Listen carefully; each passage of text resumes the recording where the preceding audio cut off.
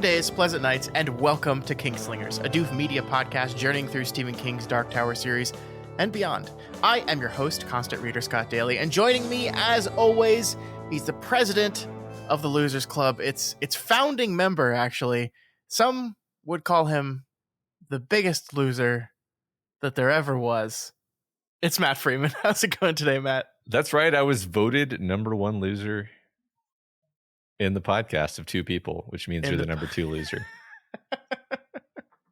We need to have what are those called in yearbooks at the end of the year? Like most. Yeah. I don't know what they're called. Superlatives or something? Titles or superlatives. Sure, we'll go with that. Yeah. We need to have a podcasting superlatives. Where you would definitely win biggest loser for sure. Yeah. Biggest douchebag, Scott Daly. There you go. Whoa. Where did that come from? Wow. Let's just move past that unpleasant. Most angry, definitely Matt Freeman. Fair. This week on the show, our 19-part coverage of Stephen King's It continues with part 5, covering chapters 8. Just 8. Just the one. We might only be covering one chapter this week, but it is a doozy as we see Richie and Bill encounter an evil photo album and also the worst kind of werewolf imaginable, a teen. Also, more Beth and Ben. Matt, what did you think of this week's reading? I loved it. Despite the fact that it's only one chapter, there's sort of 3 sections to it, and at least 3 really. And they're each wonderful, delightful, some of the best stuff King does. I don't know if this is my favorite part of the book. It might be. I haven't really thought about that question too hard yet. I just can't wait to get into it. Yeah, no, I agree with you. And I reserve the right to change my mind about this 30 times over the next months. But this is my favorite chapter of the book right now. This is it. This chapter has everything in it that I love about this book. All the different pieces that make this book one of my favorite, if not my favorite. It's all right here. It's all wonderful. I love how much, how quickly you go from thinking Richie is this kind of annoying little kid that you don't know why everyone's friends with him, to being oh, I get it. He's awesome. Actually, I love him. And then got the stuff with Ben and Bev and the scary scenes, and it has it all. This chapter has everything, Matt, and I loved it so much. Yeah, we're going to talk a lot about that first bit you mentioned, actually, but I really love the little trick he played on us by really, I think, intentionally making us annoyed and dismissive of Richie, and then slapping us in the face with our own judgmentalness by showing how great he actually is. Yeah, no, I totally agree. Wonderful, wonderful chapter. Don't want to waste any further time. Let's get right into chapter 8, titled Georgie's Room and the House on Neibolt Street. This week, as we mentioned, we're with Richie as the adult version of the character sits by the side of the road next to the Derry town line sign. He's reeling at the truth of his upcoming return to Derry. And I love the text here, Matt. I'm increasingly falling in love with these adult sections. I know they're just a brief couple of pages at the beginning of these wonderful chapters, but there's so much emotion and power to them. And listen to this right here.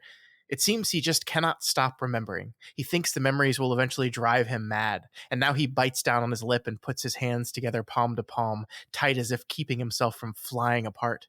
He feels that he will fly apart. And soon. There seems to be some mad part of him which actually looks forward to what may be coming, but most of him only wonders how he is going to get through the next few days. It's just so wonderful. It's so it's so adult. I know that's kind of stupid to say, because obviously he's an adult character, but I don't know, just the contrast between this young carefree Richie we see at the rest of the chapter and this guy right here is just really stark to me. Oh, that's exactly it. Yeah, it's the contrast. That's why it jumps out to you as being adult. Is it's well, this is a thought and an expression that a child wouldn't make, and that actually is very clever, I think, because it highlights what is childish and what is adult, which is, I think, something that the book is asking us to think about. And I aside from it being great, writing, I love how this sort of thing serves as a way of ramping up our tension and our sense of anxiety about what's coming. Yeah. Because, we're spending a lot of times with the adult versions of the characters returning home, and sort of reflecting on their memories, but sort of shying away from certain memories. And it's just building up this incredible sense of dread about the ordeal that they're about to face. Yeah, it's such an interesting structural choice, right? Because like the the kid stuff is at least at this point of the novel the majority of the plot.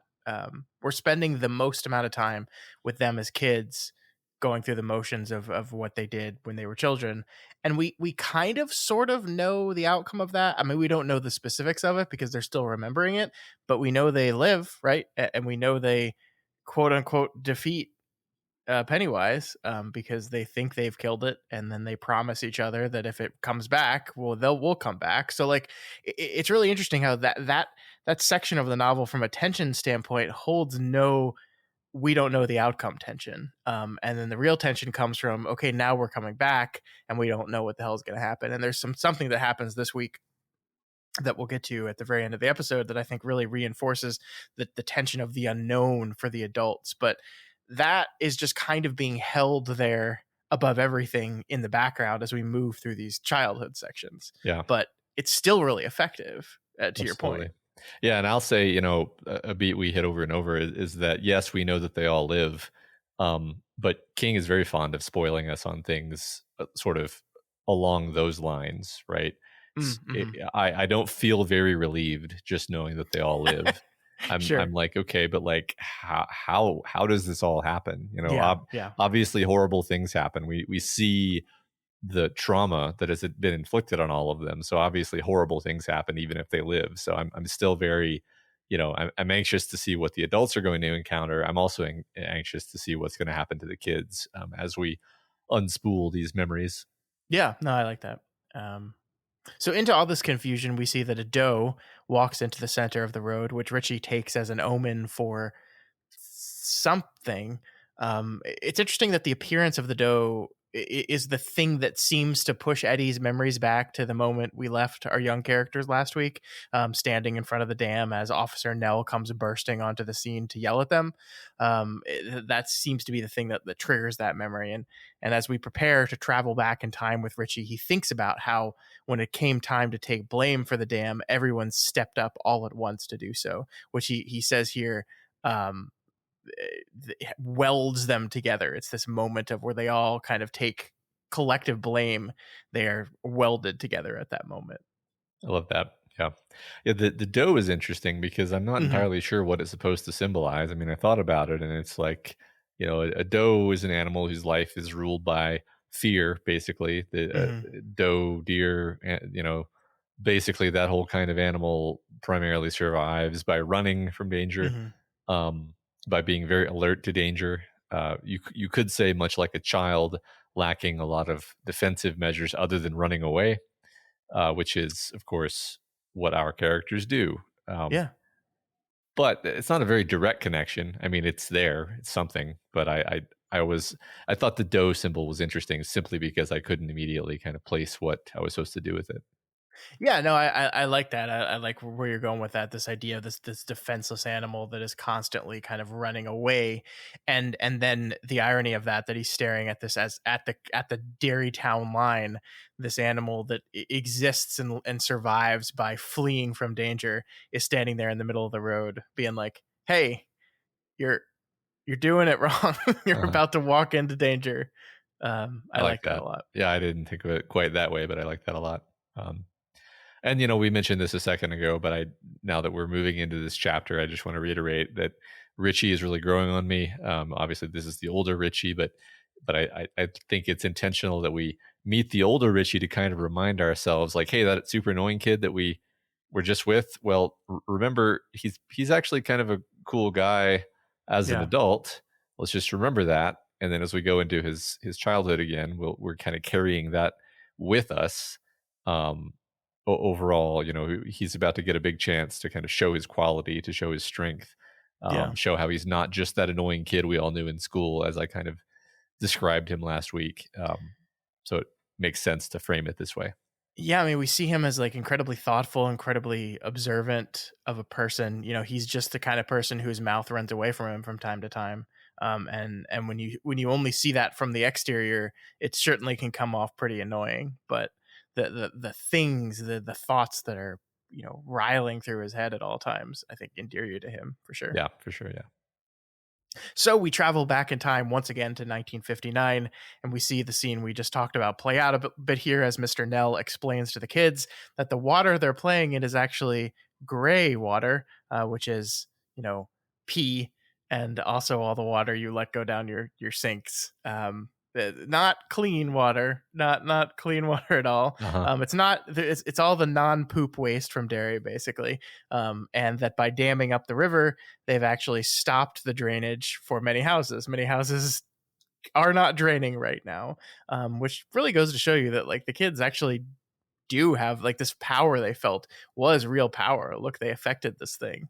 I also just wanted to say here that this is like the first time I've made this connection, that like this is called Gray Water, and as we talked about last week, Pennywise's other name is Mr. Bob Gray, and we know he lives in the sewers. That's just a nice touch there, Stephen. Yeah. I did not catch that. I do love it when he uses the wordplay, obviously. So what do you think of our characters playing in pee? It's pretty gross. There's some natural filtration, I guess, by the soil, but not much since it is flowing water more or less. It's kind of amazing that they don't all get horribly sick. I guess the cop says that much. It's also just kind of funny. I wonder, should I have put this together? Like, is this the kind of thing where if I had thought about it, I would have been like, this is part of like the drainage system of the town, so it's probably not the cleanest water. I probably could have arrived at this without having to be told, but I mean, perhaps. I mean, the book doesn't really point you towards it because the kids just don't know. They haven't thought about it and they don't know. So they're not really. There's nothing in the text that could like say, "Hey, idiot." I think it's supposed to be a reveal to us, just like it is to the kids. I guess what I mean is like when I walk around my town where I live, and I look down into a ravine where there's flowing water, I'm like, that's gross water because it's in a ravine. So it's the effluent from all of the surrounding storm drains and all the roads and all the lawns. I don't know if it's necessarily pee, probably not, but it's not. There might be some pee in there. There's probably some dog poo in there. It's probably not the best water, and that's the kind of thought that when Ben like falls off and slides down into this declivity, I should have had the. I'm not really being too hard on myself. It's just like I don't think King was hiding this from us. Actually, no. I wonder if part of it is the nostalgia of like this idea of the 1950s is this quote unquote cleaner place that we just forget about this kind of thing. I don't know. Sure, maybe, yeah, subconsciously. Yeah. One of the things I love about this is just perfect King characterization here. We have Richie kind of thinking of doing some voices back at the Irish cop in front of him, and it says, "On second thought," and second thoughts were for Richie extremely rare and wonderful things. Maybe a voice or two might only make things worse. And that's just that little bit there. Like that's one of those things that endears you to the character, right? That like this idea, this acknowledgement that he knows that his voice kind of gets away from him sometimes, that his mouth moves faster than his brain a little bit here. I really love that, the way it's written. It's extremely rare and wonderful things. Yeah. No, I love it. It's so great. I love King's approach to Richie, where the prose itself seems to be exasperated with him, but in a kind of loving way that like a parent is exasperated with their child, where it's not like what you just read. It's very fun. It's funny. It's not really. It's not cruel. It's kind of the way Richie's father talks to him, actually, where he's like lovingly mocking of his son. Yeah, no, I like that a lot. I think that fits because like again, these scenes that we're witnessing, were the scenes, but we also have our structural device of this is elderly Richie remembering events from his youth. And so you wonder if there's that little bit of tinge of I am embarrassed of the person I was back then a little bit. And so it's just the narration is a little bit charged with exactly what you're talking about there. Sure. I like that aspect to it. I also like to think that because he's like, we've talked many times, we'll talk again. They're all 11 years old. This is the cusp. This is the liminal zone between childhood and young adulthood. Mm-hmm. He is beginning to grow those sort of mental processes that say, maybe don't say that, maybe hold that one in. Yeah. And so we're seeing every once in a while he'll get one of those second thoughts and think to himself, oh, that's interesting, I can just Mm-hmm. not say it. Yeah. And yet, as we'll see at the end of the chapter, those things have power to them. It's true. Yeah, we'll get there. Mm-hmm. So fortunately for the kids, Mr. Nell seems to be a relatively kind soul because he decides that none of them are going to get punished for this little adventure and building project they've done, though he demands that they break the dam up right now, and the kids spend the rest of the afternoon doing so. I really love this part, Matt, and this is something I want to talk to you about for a bit, where Mr. Nell asks them not to play in the Barrens anymore. He basically says, don't come down here anymore. Besides not being clean, it's just not safe, especially with all these missing kids around everywhere. And the kids basically say that they like it here, that they want to come here because this is the place that they're safe. This is the place where no one bothers them. I think the line was, if we go try to play baseball with some kids, they'll say, okay, do you want to be second or third base or something like that, is the zinger that Eddie gets out there. And I think this is really interesting because, we've already talked about the sewers and the sewage system of Derry being this place of evil. This is where we see Pennywise consistently. This is just the image of the sewers and the sewer water and the underground is where the evil of this town dwells. And the Barrens is not the sewers per se, but it is at least sewers adjacent, right? We have this idea of the gray water. We have the standpipe. We have these manhole, these like extended manholes that Ben noticed on his first trip down there that we get pointed out again for us here.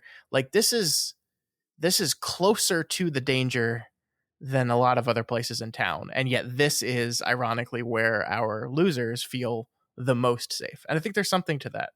Yeah, I mean, I don't really know what to do with that at this point, honestly, because one thing that had occurred to me, although I didn't say it last week, was okay, it's a metaphor, right? For one thing, that we have, the drainage system, the sewers of the town, where the literal shit and perhaps the metaphorical or spiritual waste and darkness of the town drains away and accumulates, is the sewer.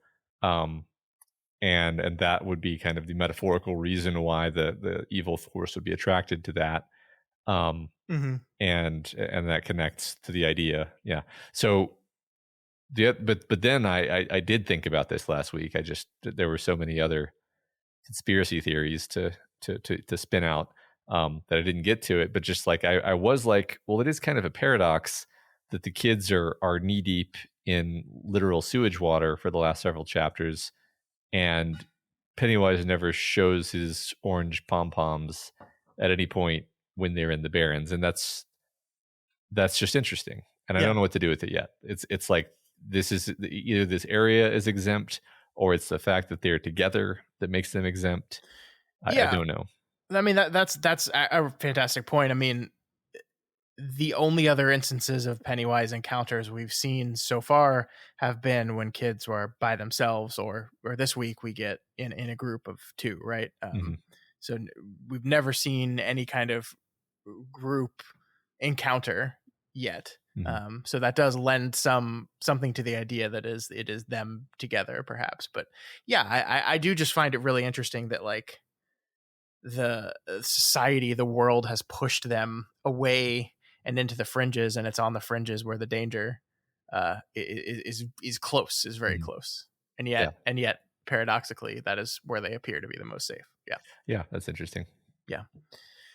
So the group splits up at the end of the day, and before we have a wonderful chat about the performing artist Neil Sedaka and whether he's white or black, he is white, by the way. So I think it's Richie that wins that bet. I did want to pull this up though, because I think this is really interesting, and to me it demonstrates this really fascinating time that the 1950s are to be a kid. TV is becoming this big thing, and so people and kids are finally able to see the artists behind all the songs they've been listening to.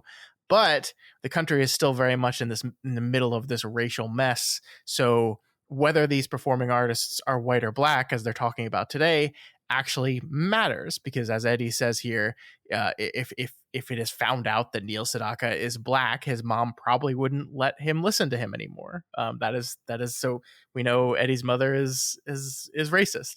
Not too surprising in a town like this at a time like this, but we know that now. And I mean, it really is interesting because, we think about Mike in the frame of this, right? We haven't actually said this yet, but this is post Brown versus the Board of Education. So schools are technically legally required to be integrated, but it's unclear if Mike Hanlon goes to the same school as the rest of the all white kids that we've seen so far. Spoilers, I guess, sort of. He doesn't.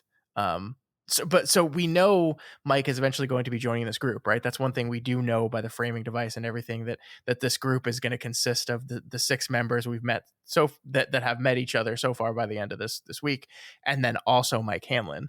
But it's interesting to think about what kind of thing he's going to be joining into. There's obviously some heavy racial tensions that could be part of this group going forward, at least from the parents of the kids here.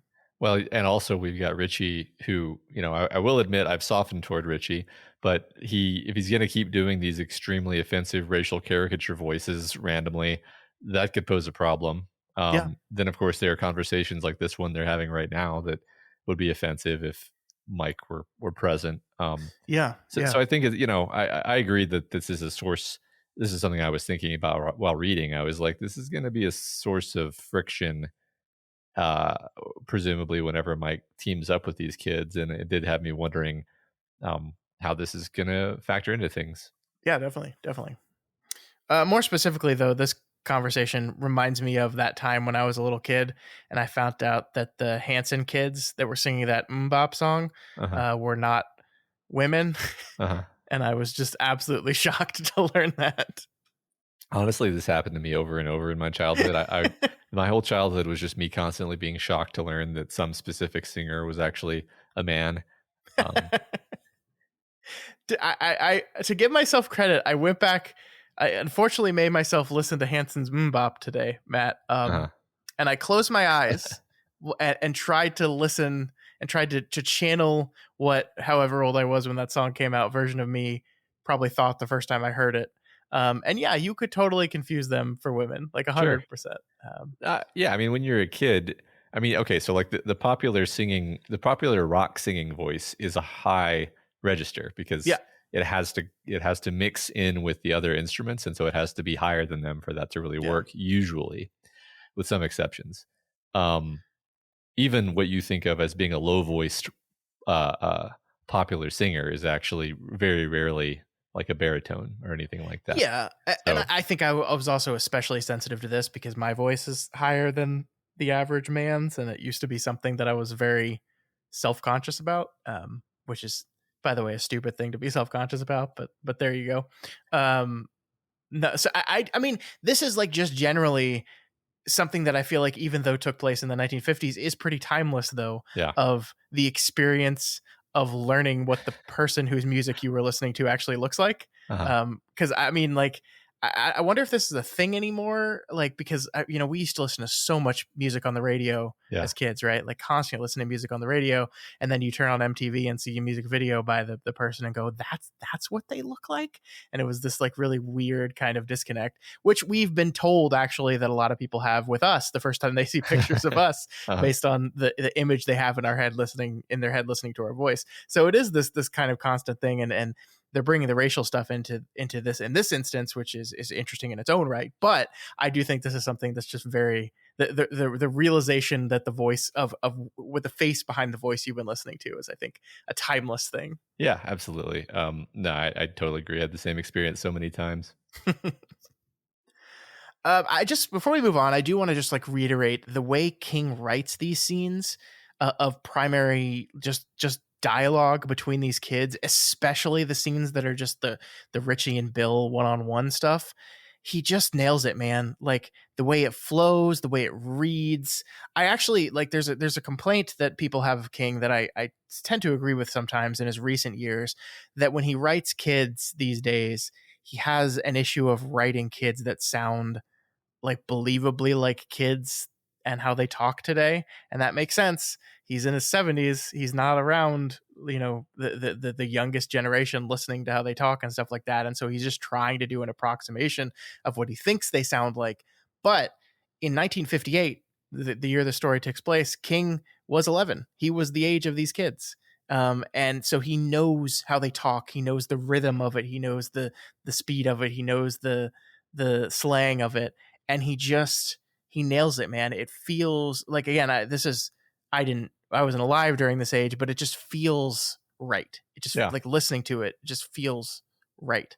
Yeah. I mean, it resonates with the way I feel like we talked when we were that age too. Yeah. I don't know, honestly, whether kids these days talk any different than they used to. Maybe they do. I don't know. Anyway, on God, no cap. Yeah, no cap. Well, yeah, there's that. There's all that shit. But that's just like, that's the slang of the day, right? Yeah. That stuff changes constantly, and that's just. But I think the tenor of the conversations, the tone of the conversations, that kind of stuff, I think remains the same. Yeah, I think so. I mean, yeah. So this bit really resonated with me. The way that it's like kind of meandering. It's kind of just talking for the sake of talking. It's kind of. I mean, I think there is subtext to it, but it's kind of pointless, and I like that, because so much of conversation when you're that age is just like almost just like a reassurance that you're friends. Yeah. Because you can't possibly be talking about anything important because you're 11. Sure. So before Bill and Richie split up for the night, Richie says he wants to go up to Georgie's room and see the moving picture for himself. They begin to talk about what that could possibly be, and they talk about maybe it's a ghost. A ghost in the picture? Bill nodded. Richie thought about it. The idea of ghosts gave his child's mind no trouble at all. He was sure there were such things. His parents were Methodists, and Richie went to church every Sunday and to Thursday night Methodist youth fellowship meetings as well. He knew a great deal of the Bible already, and he knew the Bible believed in all sorts of weird stuff. According to the Bible, God himself was at least 1/3 ghost, and that was just the beginning. You could tell the Bible believed in demons because Jesus threw a bunch of them out of the sky, real chuckalicious ones too. When Jesus asked the guy who had them what his name was, the demons answered and told him to go join the Foreign Legion. Like, this is great stuff, very funny. The we are Legion, the demon that's cast out by Jesus, is what it's referencing there. And of course the Holy Spirit is the 1/3 of God, the Father, Son, and the Holy Spirit. Great fun stuff. But I also really like this. The real reason I pulled this, Matt, is like the idea of ghosts gave his child's mind no trouble at all. He was sure there were such things. Like, this is the power of childhood, right? That like there's never a question amongst them if these things exist. I go back to our old conversation on Salem's Lot, which we go back to a lot, which is the adults in that book struggling and taking a long time to get to the place where they're like, okay, this is vampires. And then the kid in the story just being like, yeah, duh, I figured that out basically immediately. And here we have that again.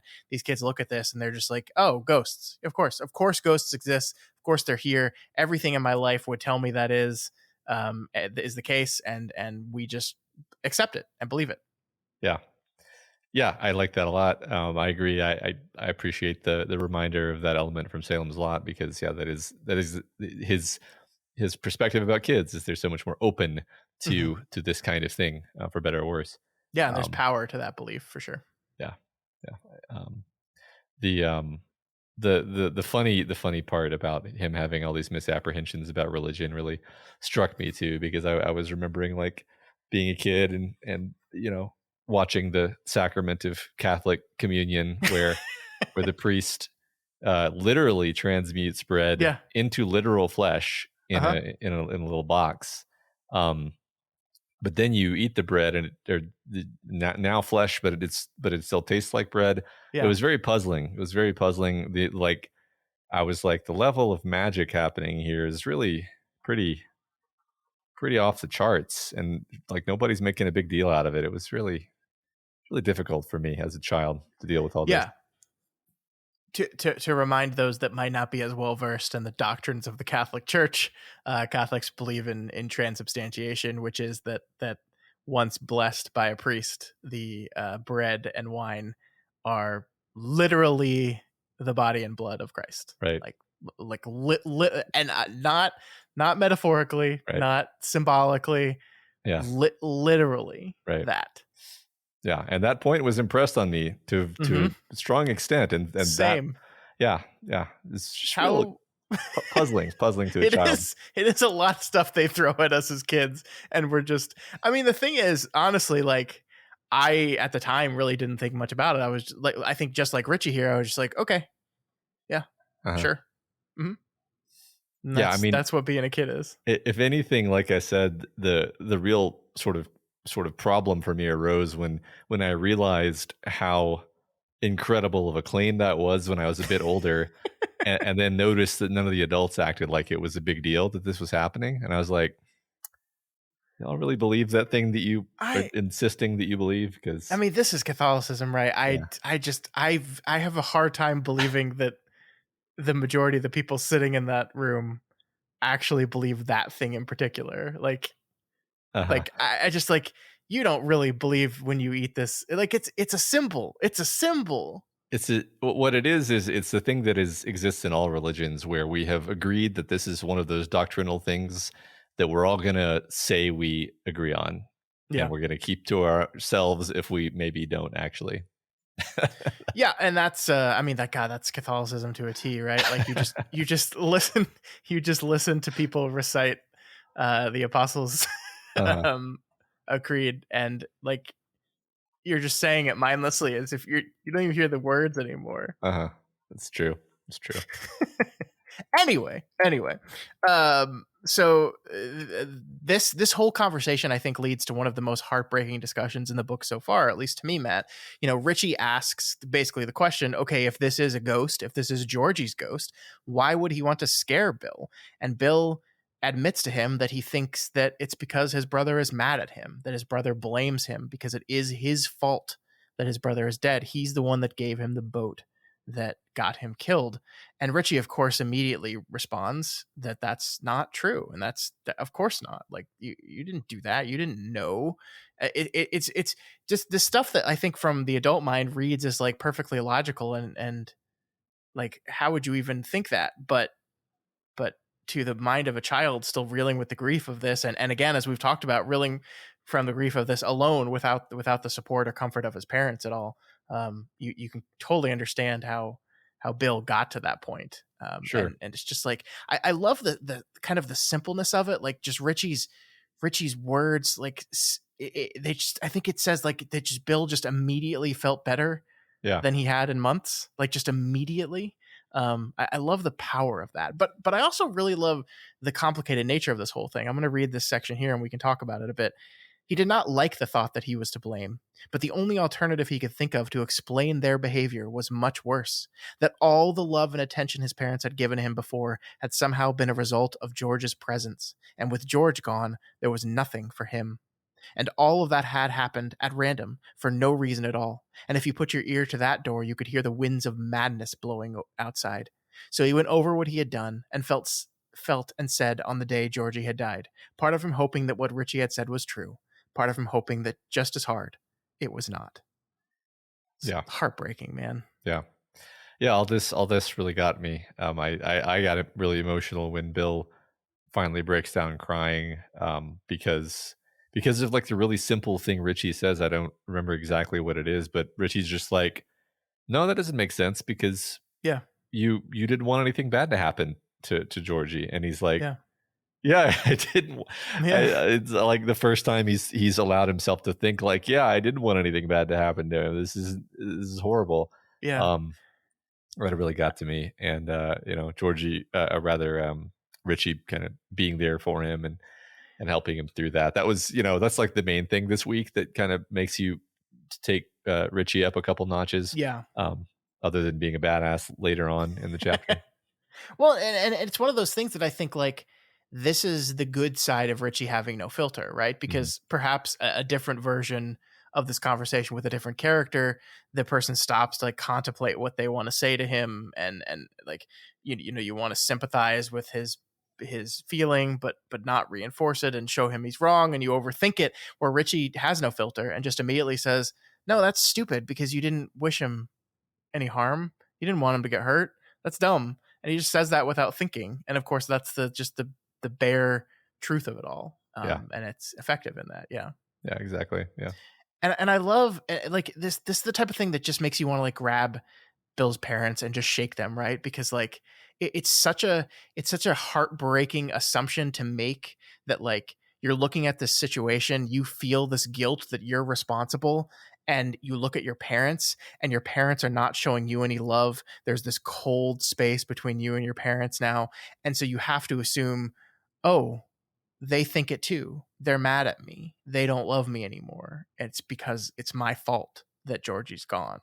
And like, it's so like, you just want to be like, you need to take care of your kid. Like, I know, like I couldn't imagine losing a child like that. The worst possible thing I could possibly imagine. But like, you still have another one, right? And you just want to shake him and be like, look, at your kid is suffering. Do something. Yeah. Yeah. I mean, it's on the one hand, it's like understandable that they would be stuck that way, but yeah, it makes you, if only out of empathy for Bill, you're like, yeah, exactly. Yeah. So convinced that the book ghost cannot be Georgie, Bill leads Richie up to his little brother's room. Oh, and this scene, Matt, this is one of those iconic scenes from the book, just to let you know. Like, we've talked about this in the past, but like very few King novels actually scare me. It's just kind of like a notable exception when I actually get scared while reading one of these books. And this scene is a large reason why, like, when those exceptions are notable, because this scared me. I have very distinct memories. Actually, there's two instances in this week's chapter that I got scared while reading this book the first time I read it, and it imprinted on me enough to remember getting scared. Cool. And it's not like, this isn't even that frightening of a scene. It's just kind of spooky, like it's just weird and otherworldly in a way that's spooky. Yeah, I think sometimes it can be easier to attach real feelings of fear to stuff that's actually more mundane, like having a weird photo album. Because it doesn't quite fully activate the sort of fantastical part of your mind. So you're sort of, you have one foot still in reality, and thus you're more capable of being scared. No, that's a great point. I like that. I think that's exactly what's happening here.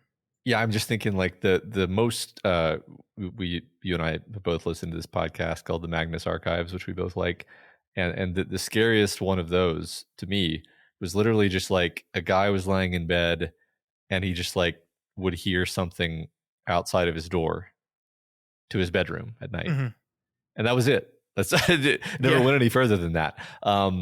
And that like made my hackles rise like nothing else, because it's like, you can put yourself in that situation so easily. You can't really put yourself in a situation where there's like a monster as easily. So yeah. No, I think you're spot on there for sure. I did, before we get into the moving picture itself, I really wanted to talk to you about Richie's realization of death here. I think this is a really powerful moment. Kid wasn't too cool about staying in the lines, Richie thought, and then shuddered. The kid was never going to get any better at it either. Richie looked at the table by the window. Mrs. Denbrough had stood up all of Georgie's rank cards there, half open. Looking at them, knowing there would never be more, knowing that Georgie had died before he could stay in the lines when he colored, knowing his life had ended irrevocably and eternally with only those few kindergarten and first grade rank cards. All the idiot truth of death crashed home to Richie for the first time. It was as if a large iron safe had fallen into his brain and buried itself there. I could die, his mind screamed at him suddenly in tones of betrayed horror. Anybody could. Anybody could. I love that. I love the way that's written. Like, I love that whole thing, the cartoonish nature of it that's perfect to Richie, of the safe crashing on his head.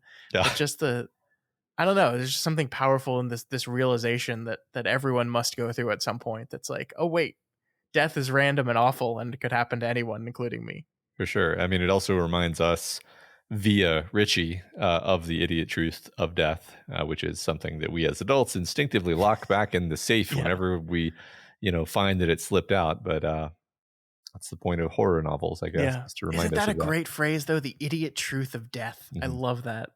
Yeah, yeah. Yeah.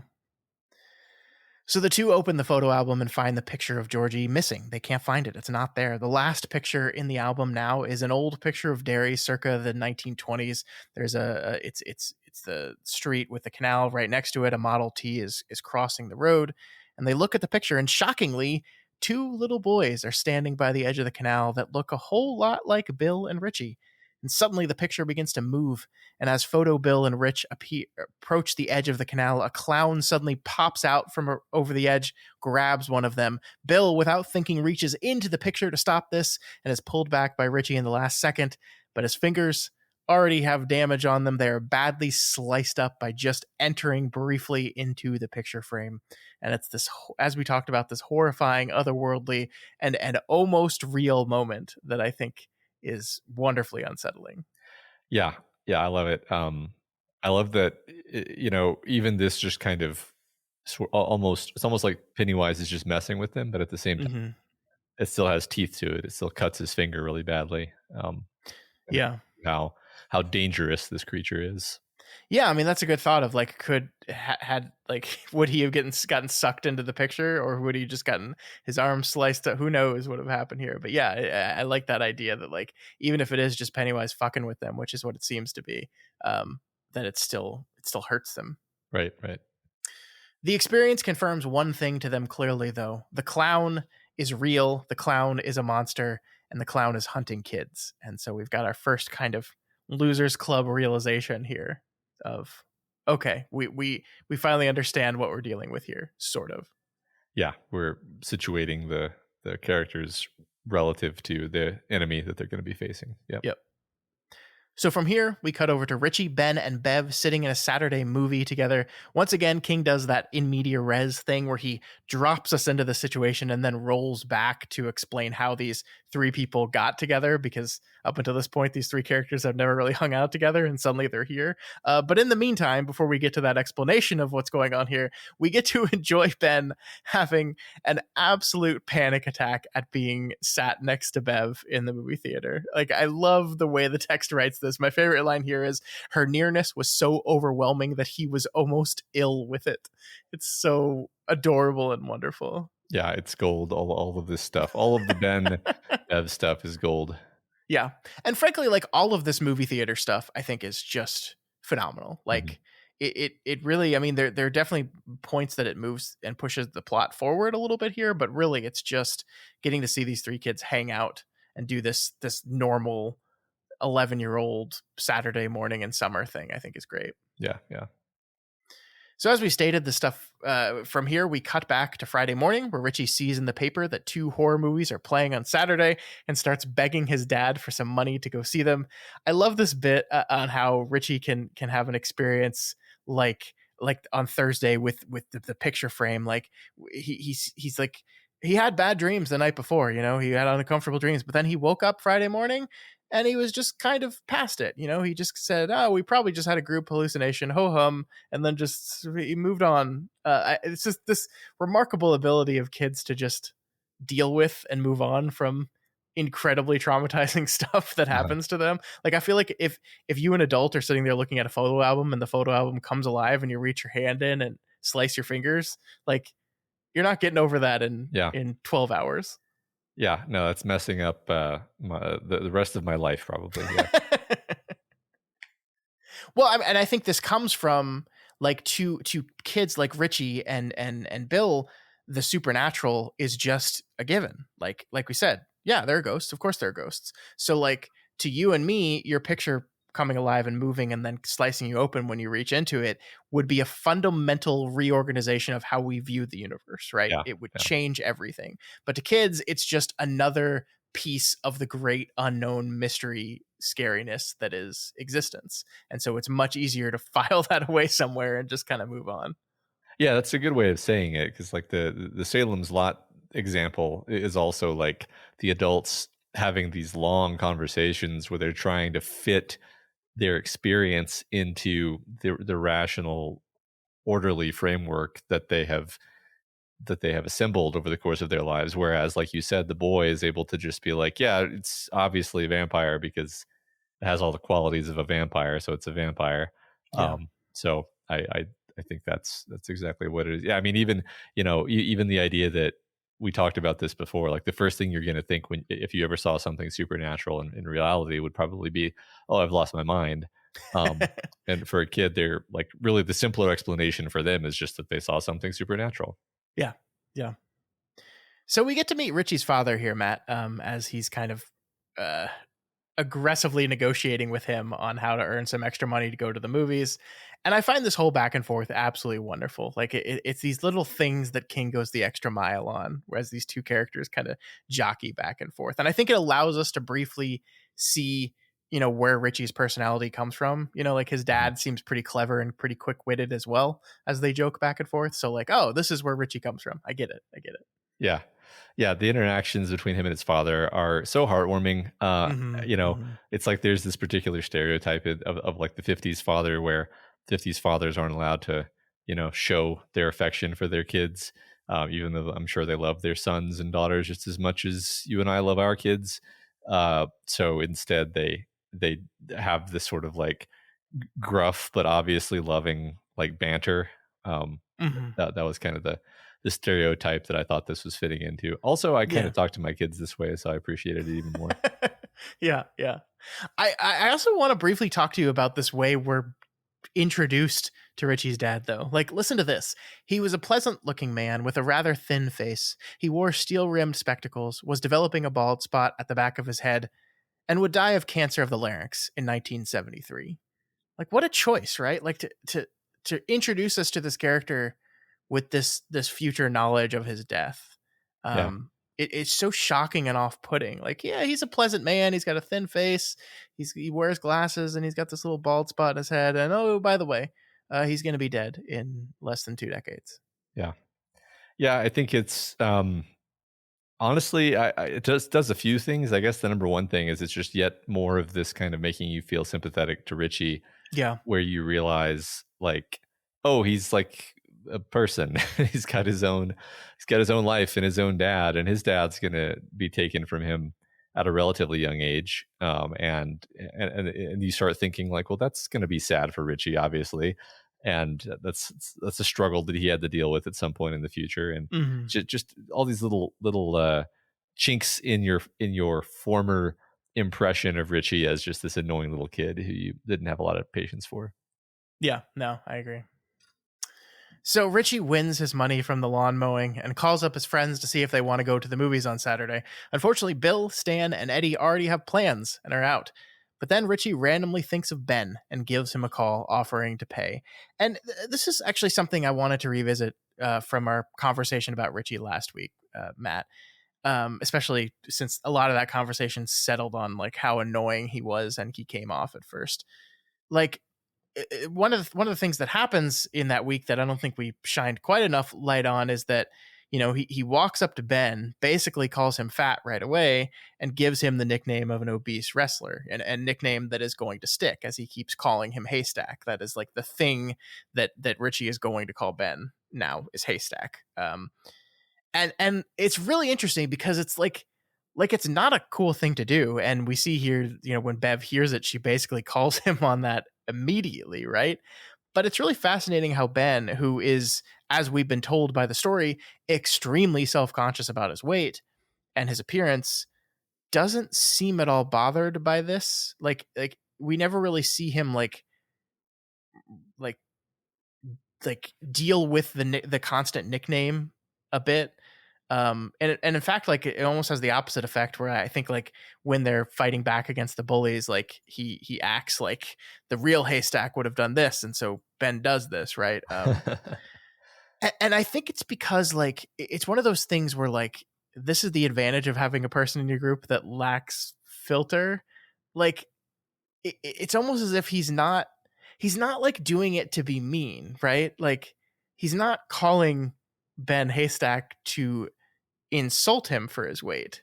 It's just like, to Richie, you're fat. Like Uh-huh. this is a fact of you, and you remind me of this wrestler, and so I'm gonna call you that. Like, he doesn't. There's no ill will attached to it, right? Like there's no, hey, you're fat and you need to fix that, and I think it's gross and blah blah. Like Yeah. there's none of that. It's just, this is a fact about you, and so it is what I'm going to nickname you off of. Yeah, well, it doesn't occur to him really that Ben's feelings would be hurt by that.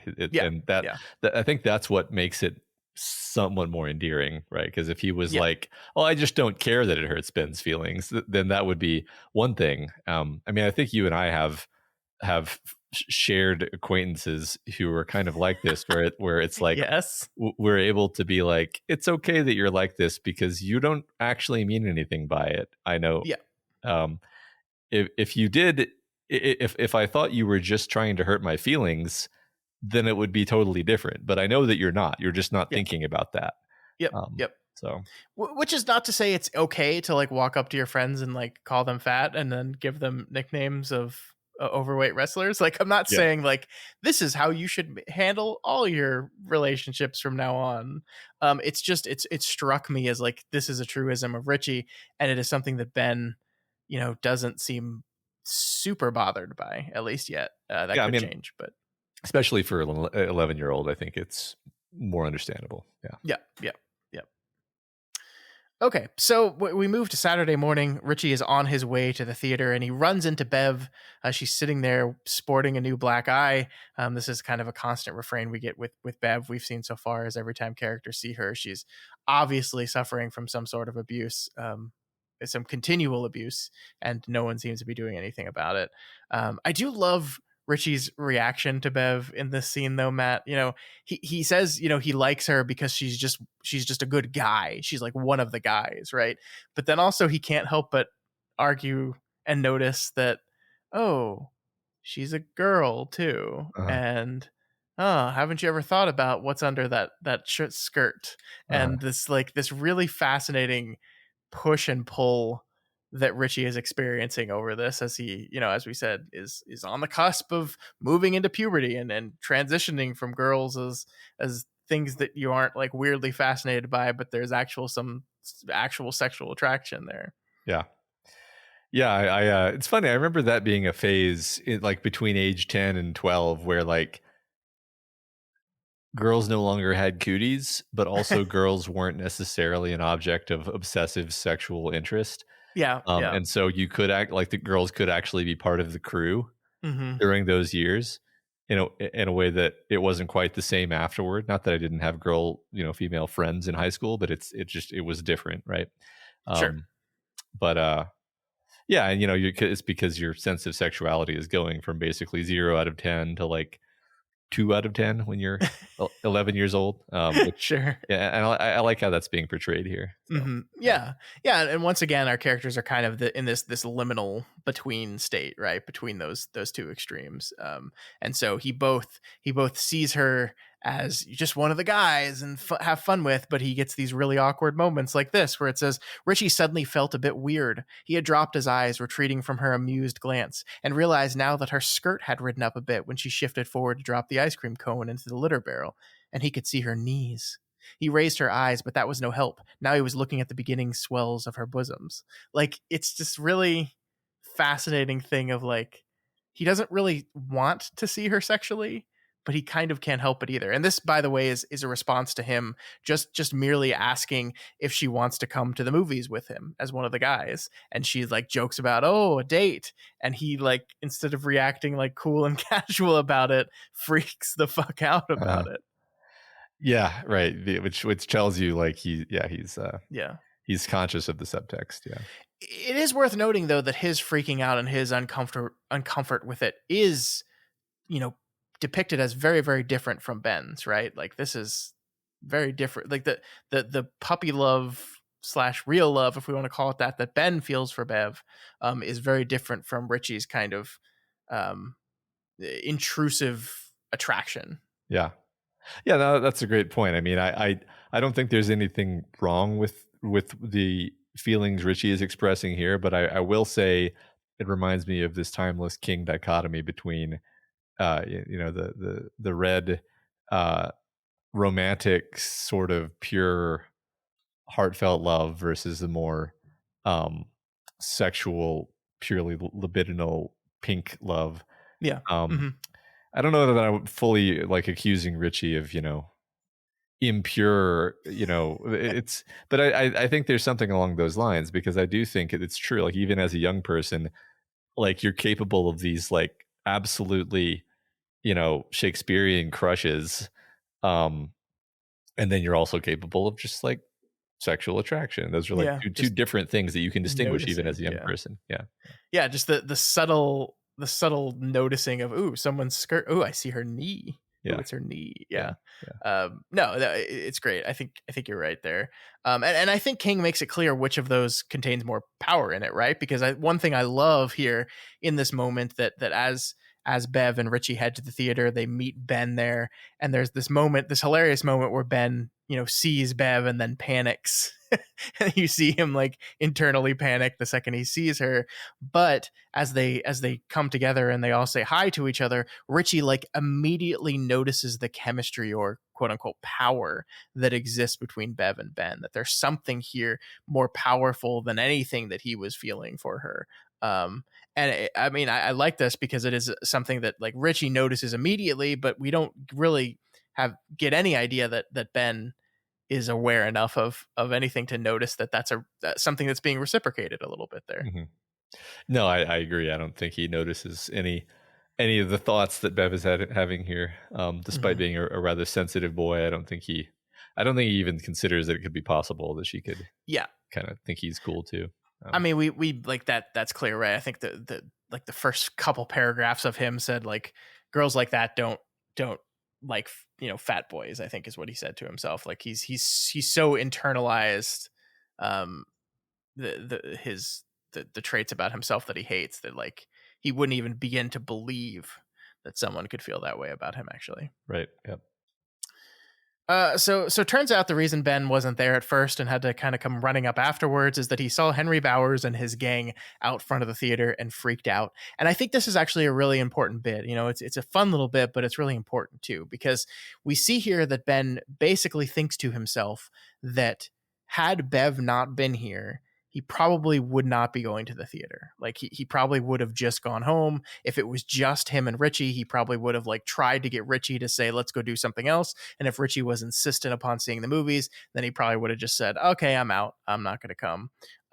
But Bev being here makes him have to change his calculus and makes him say, okay, no, I've got to tough this out. I've got to take the risk. I've got to do this. And this is, I think, one of many examples we've already seen, but I think that we will also continue to see, of the way in which this group of people makes each other better when they're around each other, right? Like Bev makes Ben more confident, more willing to take risks, less willing to let his fear rule him. And we'll see that the encounter with the bullies goes a lot better than the last one did as well, right? Yeah. Yeah. It's great. I think overall that's what's most lovable about this part of the book. Hmm. Hmm. That the book has spent a lot of pages kind of dumping on Ben and bringing us to the point where we are even thinking like, yeah, Ben, you should just get out of there, Ben. These guys are bad news. You got to get out of there, man. Game over, man. And then the book shows us like, well, no, because now he has this new strength and Yeah. and possibility from his friends that actually change the situation for him. Yeah. Yep. It's really wonderful, and it's really important, and I love it so much. I agree with you. It is a big part of what makes this such a fun part of the book to read, because you can see the ways they ping off each other. I mean, we saw it with Richie and Bill, right? Richie allows Bill to come to this realization about his fault in the whole thing with his brother. We saw it also with Eddie and his ability to like he gets over his hypochondria a little bit when he's around these other guys. They make each other better. They make each other stronger. They are good for each other. Yeah. And we also have to remember, that they haven't seen each other in 27 years, right? That these friends all drifted apart and are living their own lives, and the effect that perhaps that has had on them as well. Right, right. All right. So we kind of talked about this already, but I'm just going to reiterate it again here. King's description of a horror movie double feature on a summer Saturday in 1958 is so wonderful and so incredibly specific that I have to assume this whole sequence just comes straight from his memories, right? Like the crazy rowdiness of the kids as they throw popcorn and just make constant noise, the crotchety ticket lady that just has no time for any of them, the overwhelmed snack popcorn guy. Like, I read this section of the book and I find myself somehow nostalgic for something that I was not alive for and never experienced myself. It is just so remarkable in its specificity. Yeah, I agree. I love the ticket lady in particular. She's Yeah, great. it's very She's fun. so tired of all these kids. Yeah. Yeah, I love that. Like Richie, I just just the specific beat of Richie walking up to her, like full of his usual piss and vinegar, like ready Mhm. to do some quip, and then he's just like, 3, please. Oh, it's so great. Um, so, by the way, I want to talk about this because the two movies that our characters watch are I Was a Teenage Werewolf and I Was a Teenage Frankenstein, the former of which will matter a great deal by the end of the chapter. But I do think it's interesting to sit back and think about this here because both of these movies, by the way, are real. These were real movies that came out in 1957. And they kind of reflect another kind of fascinating touchstone of the 1950s, because the 1950s was really the rise of the quote unquote teenager as a distinct cultural group. And it's very clear if you look at a lot of the movies like this one, that society at large was fucking terrified by that the idea of that cultural group. Like, Yeah. and we see here that a lot of these movies are linking teendom, being a teen, existing as a teen, with monster movies, taking the idea of a monster movie and then just saying, okay, that, but now they're also a teenager, right? And this is not, these are just two examples of the movies, but we see this again and again and again throughout the 50s of these teen movies, of these scary, no good teens. And I just think that's really fascinating. It's a really fascinating cultural reflection of the time. And I think it's notable that our characters are not teens, right? They have not entered that, they have not passed that threshold. They are on the verge of it. They are 1 to 2 years removed from crossing that threshold, but they're not quite there yet. And that is, again, a really interesting choice where we're talking and we're dealing specifically with this idea of the existence of teens as a culture, and yet our characters remain on the outside of it. Yeah, that's really fascinating. The phenomenon of teenagerdom as a cultural touch point. I might have my history a little bit off here, but I was thinking about how, the baby boomers are called the baby boomers because they were this huge population surge post Yep. World War II. And uh, it actually must have been kind of weird for a little while there when there was just a disproportionately large number of teenagers Uh-huh. and young people in general, obviously, but like uh, uh, that's that would probably be disconcerting to the older generations, just to kind of, in a sense, be outnumbered by the teens. And then I think prior to World War II, I'm sure they had a concept of teenagers, but a lot of people just, started working as soon as they could. So Yeah. there wasn't this notion of like, worthless teenagers that there kind of Yeah. has been since then. And I think maybe the culture was kind of metabolizing the existence of this cohort of so many young people coming along and having their own weird culture that the 1950s mainstream wasn't quite prepared to accept. And so, they always say that the horror of a time represents the anxieties of the time.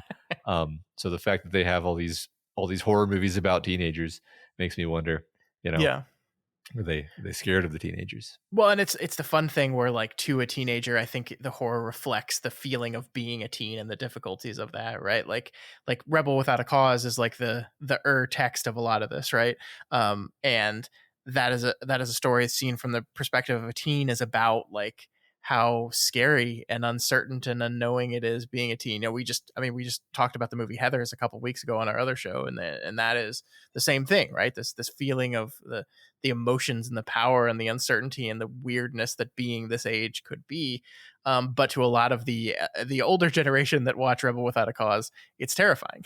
It's terrifying because these are no good beatnik kids that are up to nothing and pushing back against their parents. And Rebel Without a Cause is a cautionary tale at the end of it, right? So I think it does get to be both in a really interesting way. Yeah, right.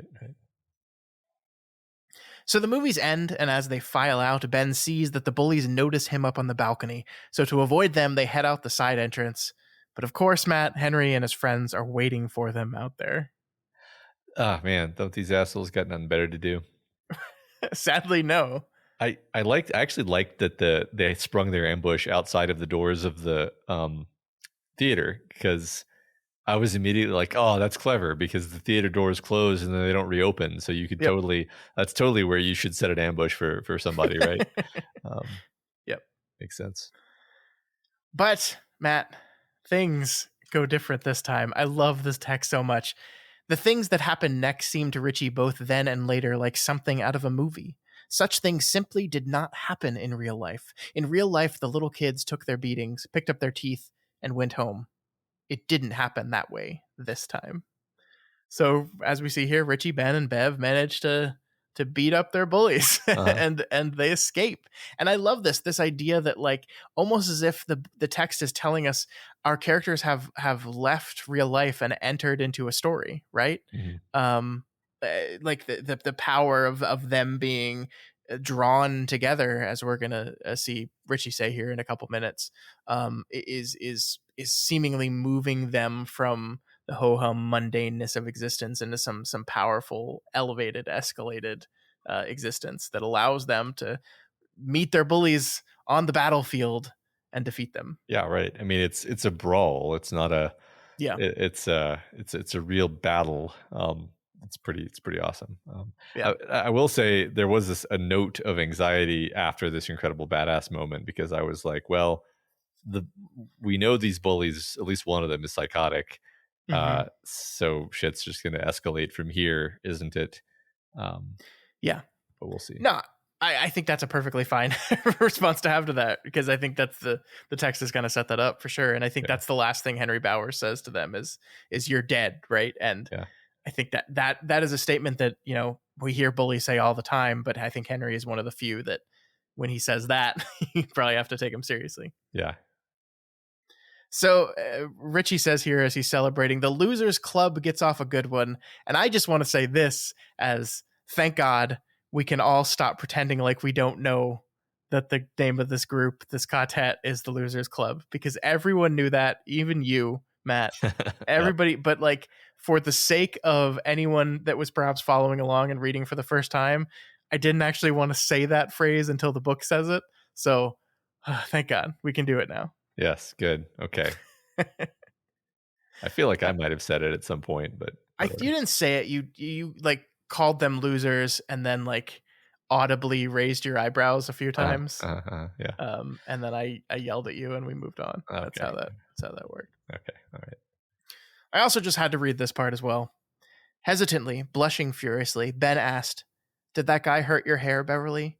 She smiled at him gently, and in that moment she became sure of something she had only guessed at before, that it had been Ben Hanscom who had sent her the postcard with the beautiful little haiku on it. "No, it wasn't bad," she said. And that just makes you go, "Aww." Yeah.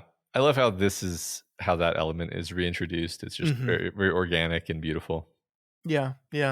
We don't see the haiku. We don't see her get the haiku. We don't need to see that. Right. But just this idea that she's had this thing and it meant a lot to her, and she suspected from the very beginning something that if he knew, he would be terrified of, but that it was him, and now she knows for sure. And she has this gentle smile. It's lovely. Yeah.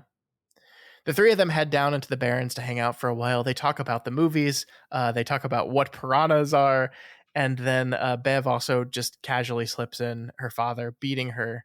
And in the reaction to that sentence, I think, is one of my favorite lines in the text so far, is there was a moment of silence that might have been awkward, but was not.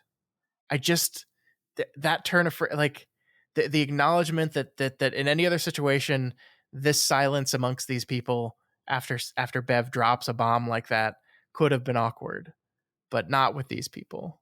It's just not. Yeah. Like no other explanation. It might have been awkward, but it wasn't. Yeah. Yeah, it's just another element of how they get strength from each other. How that isn't turned into something that is shameful for her. It's just something where she can share it with them, and then in doing so, gain a little bit of strength. Yeah, yeah. And as they sit there hanging out, Bill and a friend of his, Bradley, show up, having finished with their appointment with the speech therapist. And then we get this. Bill looked at them and grinned, and a peculiar certainty stood over Richie as Bill looked from him to Ben to Beverly, and then back to Bradley, whatever his name was. Beverly was a part of them. Bill's eyes said so. Bradley, what's his name, was not. He might stay for a while today, might even come down to the Barrens again. No one would tell him no. So sorry, the Losers Club membership is full. We already have our speech impediment member. But he was not part of it. He was not part of them. This thought led to a sudden, irrational fear. For a moment, he felt the way you did when you suddenly realized you had swum out too far and the water was over your head. There was an intuitive flash. We're being drawn into something, being picked and chosen. None of this is accidental. Are we all here yet? Ugh. I just love it. I love it all. Love it all. No, it's delightful. I agree. The obviously the use of drawn. I think this book came out not too removed from Drawing of the Three, and the idea of characters and players and members of the quartet being drawn together. I think is just wonderful imagery. I really love it. Yeah, me too. I also I never really thought about this before, but we haven't talked about the book title. And this stood out to me in this moment, and maybe it's a good time to talk about it. Obviously, we know it stands for it, the monster, right? But I love this this thing here. He was not part of it, right? Uh-huh. What is it? What is it in that meaning? Well, this group, this friendship, this coming together. And so perhaps our title has more than one meaning to it. Yeah. It's like. I mean, choosing that word is such an interesting word in terms of thematic possibilities, because it's it can refer to anything that is too big for you to name it. Yeah. It can refer to something so horrible that you can't possibly name it. It can refer to something so grand and wonderful that you can't possibly name it. Yeah. Admittedly, this is the first time that's occurred to me, but it's possible. Yeah. So 5 days later, Bill tells Richie he wants to go check out the house on Neibolt Street. We learn that Bill wants to see if the clown is there. And if it is, he wants to kill it. Matt, this scene in this book takes place on page 369 in my edition of the novel. And it's the first moment of plot. Yep. That's first moment of we're okay, we're gonna do the plot of the story now. Yeah. And I say this only to once again say I don't know how he keeps getting away with this. It this book is remarkable, and it moves, and it's quick. It never feels like you're standing still. But from a plot perspective, we're still in the table setting phase. Yeah, I mean, I've been trying to figure out how to say this, but I've been thinking recently about this because you and I have covered a ton of serialized fiction. Currently, we're reading The Count of Monte Cristo, which, if I'm not mistaken, was serialized originally. Yes, it was. Yep. And the thought is Stephen King is always writing serialized fiction, despite the fact that he's never actually literally writing serialized fiction. It's just his style is the style of Dickens or Dumas or any of these figures who they just want to keep the story going, and that can make the story really long, but they're always going to make sure it's good. Whatever's happening right now, it's going to be good, and you're going to be into it. And you're not going to be thinking too hard about the fact that you're on page 350 and you were just introduced to the main conflict. Yeah, no, you're so right. You're so right. And I just want to say this just because if I don't, we'll get an email about it. But King did literally write serial fiction once. I think I knew that, but yeah, not usually, right? Yeah. The Green Mile was released serially, and I think 4 or 5 different separate books. Yeah. I just like to say slightly wrong things so that you'll get angry emails that I don't have to deal with. To be clear, love our listeners. It wouldn't have been angry, but it just would have been a correction. Yeah, I know. So I also really love this bit as Richie's mom like looks at him and Bill having this serious conversation that she doesn't know about that suddenly switches to like a goofy conversation. I just love this. It says, she looked from her son to Bill and back to her son again, touched by the wonder that was mostly simply perplexity, but partly a fear so thin and sharp that it found its way deep into her inner heart and vibrated there like a tuning fork made of clear ice. I don't understand either of them, she thought. Where they go, what they do, what they want, or what will become of them. Sometimes their eyes are wild, and sometimes I'm afraid for them, and sometimes I'm afraid of them. Love it. Yeah, I love it too. I mean, I don't quite know exactly, is this meant to be a sort of general statement about the intensity of friendships among young people and how adults can find them to be so almost frightening in their intensity? Or do you think this is more meant to be a specific quartet thing that she's witnessing? What do you I think the latter reflects on the former, like, which feels like a cop-out answer because I'm basically saying both. But I think the intensity of their friendship is enforced by the power of their quartet, as we'll continue to call it. But I do think that's supposed to be reflective of a larger general idea of childhood friendships and the power that they exhibit. Yeah, I like that. I mean, that's actually a great answer because it's like, well, what is a quartet if not a genre elevation of the idea of really intense friendships? So, sure, yeah.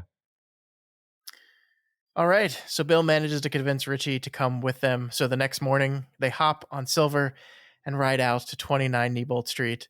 And Matt, here's another one for you. A scene that genuinely scared the shit out of me the first time I read it. I do not like this house.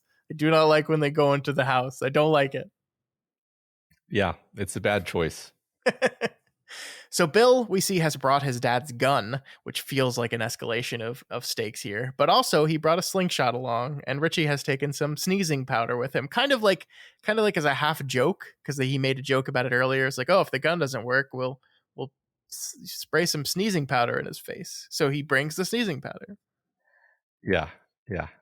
Which turns out to have been a good choice. It's a good thing they have that annoying kid Richie on their side, huh? So the two make it to the porch and crawl under. And this is like, memory is a weird thing, right? I don't remember a lot about the first time I read this book, but I have this very clear, very distinct memory of the first time I read the scene and Bill starts to head into the basement. Like, it's one thing to be under the porch. You're already tense. You're already kind of waiting for Eddie's leper to pop out at any moment and grab them. But as Bill starts to actually head into the basement of 29 Neibolt Street, I remember speaking aloud to my book, don't do that. And like being in a room with my family and having one of them just be like, what? The point is, like, I think King handles this tension very, very perfectly, because it made me like, I have this memory of like, oh shit, like the feeling that you get when Bill goes inside the broken glass window is just, oh man, it's so tangible. It's just like, oh fuck, here we go.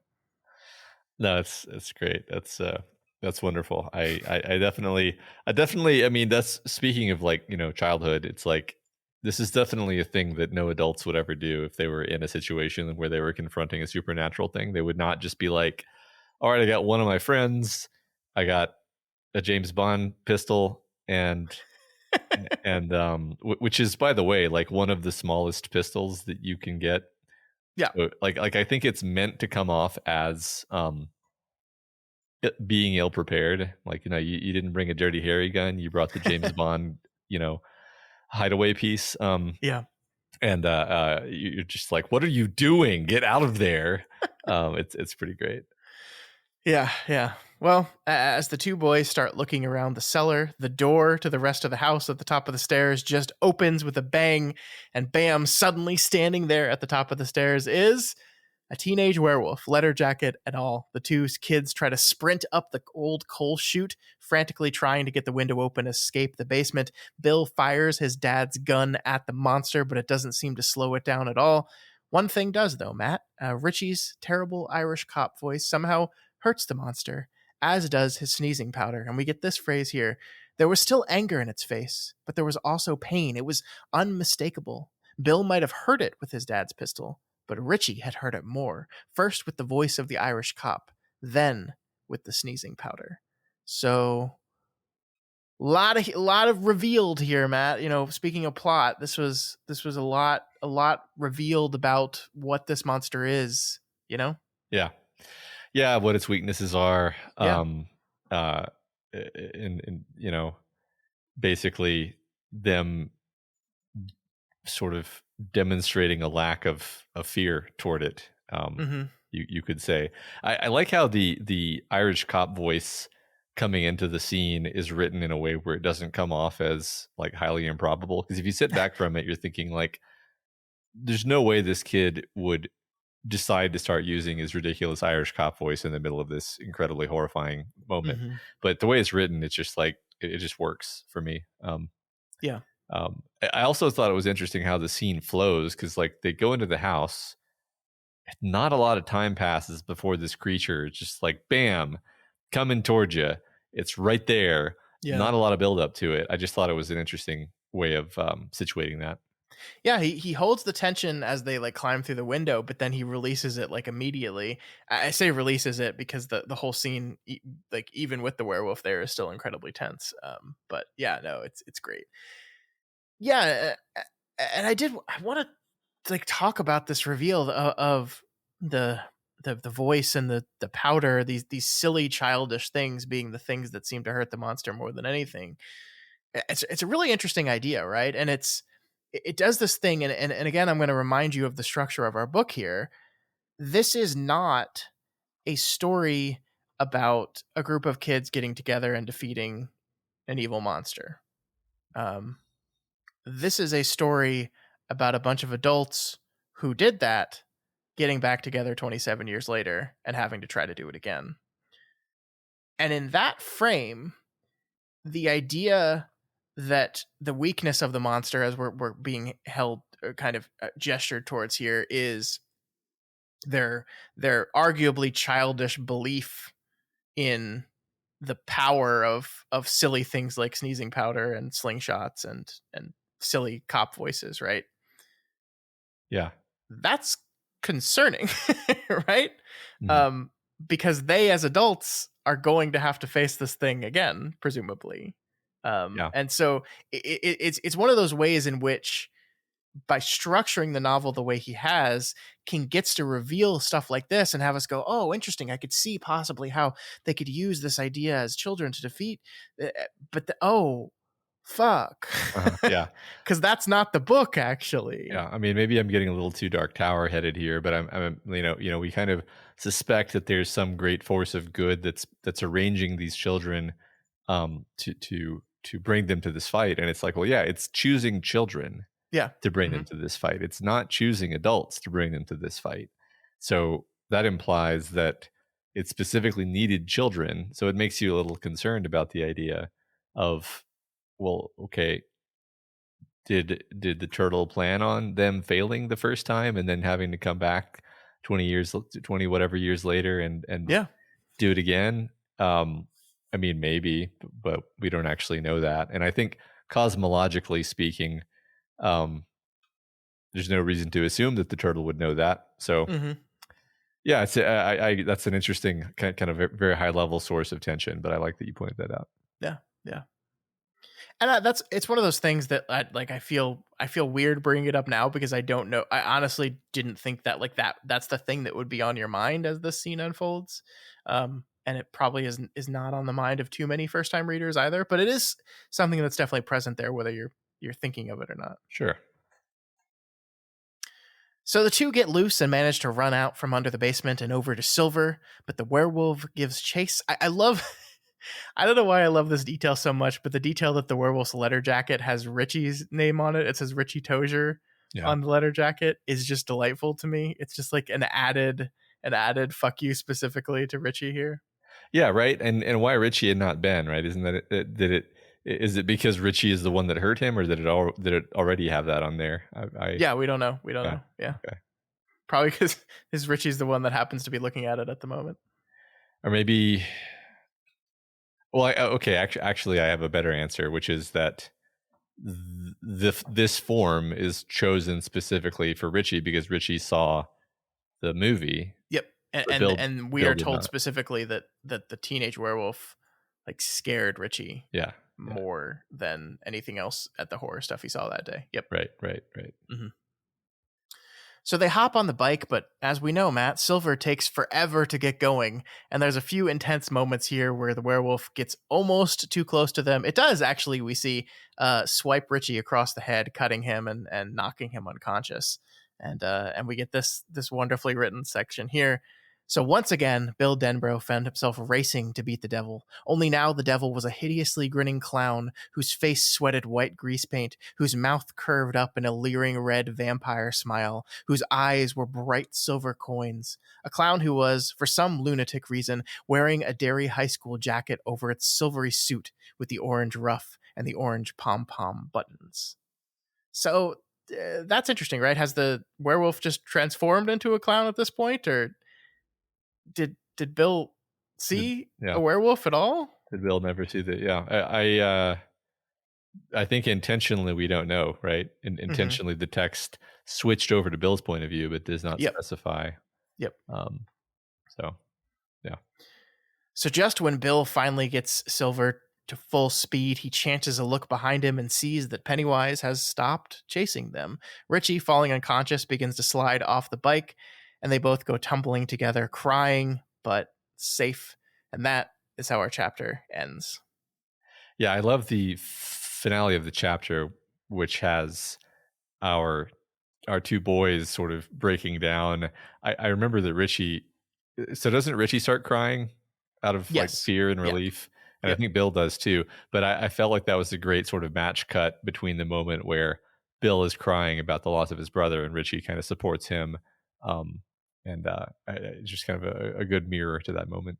No, you're right. I think you're onto something there. That's kind of the moment that started this whole chapter, and it's the moment. It's a similar beat that we end on.